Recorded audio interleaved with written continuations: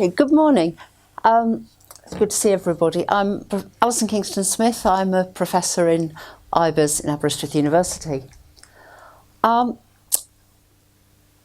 was at a meeting the other day, and to get us to introduce ourselves, we had to discuss what was our favourite breakfast. I had to confess, mine is American-style pancakes and loads of maple syrup. But lots of other people like different things. So eggs and bacon, muesli, fruit salad, croissants, just showing the diversity of the food we eat and the availability of food that we have.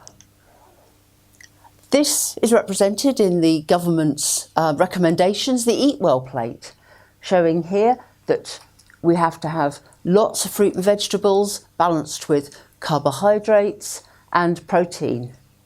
And it's the protein here in the pink section at the bottom that I want to discuss a bit more. Because we have a diverse protein source. We're very lucky.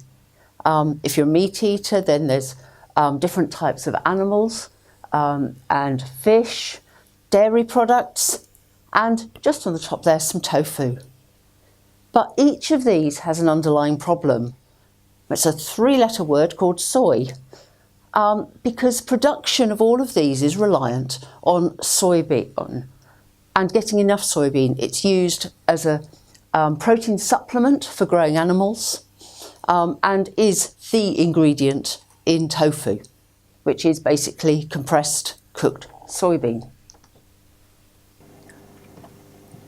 Now, as we've been wandering around the countryside in the UK, I don't suspect you've come across many fields of soy, and unless climate change really has an impact, it's unlikely to happen in the near future. So our soy is imported, a lot of it from the Brazilian Amazon region, and this, as we know, has led to huge problems of deforestation. And the area of rainforest that's been lost to soy production has increased dramatically over the last few decades, from 1 million to 7 million hectares. Now, I was asked to try and translate that into football pitches, but I haven't been able to. But basically, it's the area of the island of Cyprus translated into the area of the island of Ireland. So it's a huge area. And obviously, this isn't sustainable. So I think we really need to embrace new foods and an increased food diversity as we move forward. And one of the recommendations is edible insects. Now, eating insects isn't commonplace in much of Europe at the moment, but it is in other parts of the world, in South and Central America, in Asia, and Australasia. Eating insects is a mainstay of the diet, and over 1,000 different species are thought to be consumed. And why don't we do it?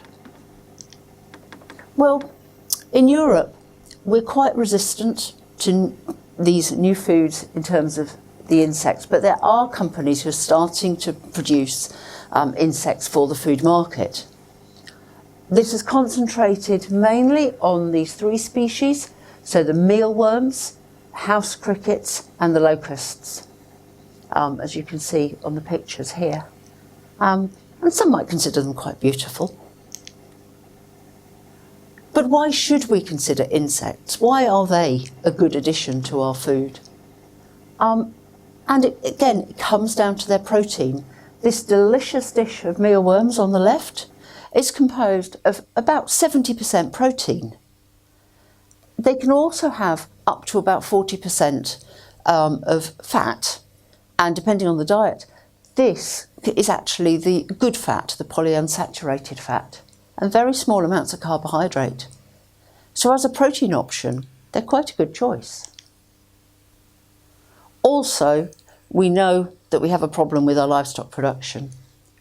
Cattle are incredibly good at converting a very fibrous feed, such as grass, that we couldn't possibly digest, but they can digest it and make it into a food product that's very high quality. However, the evolution of this has led to the release of methane as a requirement to bind up the hydrogen that's produced during the fermentation. So they release methane. So far, the insects being studied, the mealworms, the crickets, the locusts, they don't produce methane while they're growing. So this could be beneficial in terms of our attempts to get to net zero. So we need to think then maybe about a diversification of UK agriculture. This map shows roughly the distribution of land types. So you can see on the left-hand side, it's all lovely and green. That's where our grass is, where we grow all our animals. The right-hand side is the more arable horticultural side. But how about if every farm has its own insect production unit attached to it? So you can put your vegetable offtake in to feed the animals and you have another product as well. So it's part of the circular economy. But would people eat that product? And it's undeniable that there is a yuck factor. We're not conditioned to eat insects. It's not part of our culture at the moment. But thinking about it, I eat prawns. A crustacean with an exoskeleton. But if I eat prawn sandwiches, why not mealworms? But I think for most of us that is a step too far. And the early adopters of the insect production industry have acknowledged that. And we're not going to get people reaching for a tasty bar snack of satay locust as opposed to your peanuts or pork scratchings very soon. But the insects are very amenable to production of a flour. So this high protein flour can then be used in other products. So examples include yogurts, baked goods, ice creams. So anything that you might want a high protein content. So the people who typically want a high protein product will be those, I don't know, doing lots of energy, bodybuilders, the elderly who actually require much more protein in their diet than younger people. And through gradual acceptance of maybe the product, the nice nutty taste that, say, a cricket flour brownie has, that we'll gradually move towards adoption of the mealworm burger, maybe. So what I wanted you to think about really is our future sustainable plate. And we are actually quite good at adopting new foods and incorporating them into our daily life.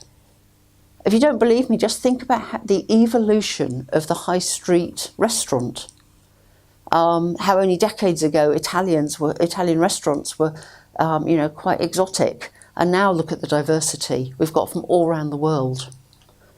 It could be that fairly soon the insect products could form just part of our jigsaw of nutrient supply and complement existing foodstuffs so that we have sustainable plates as we go forward.